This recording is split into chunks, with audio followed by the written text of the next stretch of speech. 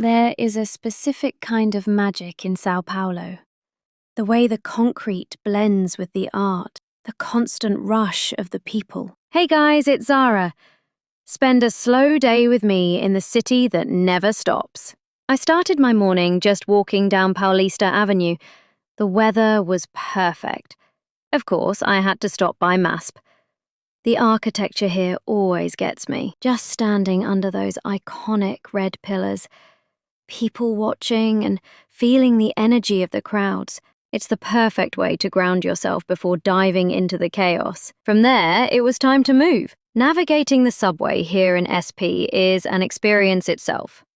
Going down those massive escalators, hearing the beep of the turnstiles. It's chaotic, but somehow beautifully synchronized.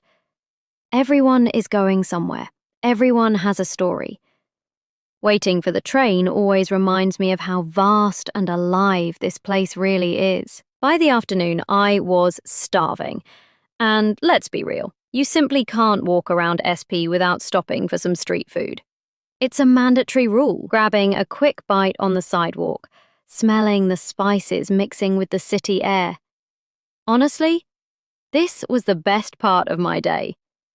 There is so much comfort in these simple, everyday moments. As the sun goes down, the entire mood of the city transforms. I ended my night wandering through the streets of Liberdade. The glowing red lanterns, the neon lights reflecting off the puddles on the wet pavement, it felt exactly like a cinematic movie scene. Sometimes, in the middle of a bustling metropolis, you just have to stop, breathe, and romanticize your own life. Thanks for coming along with me today. See you in the next vlog.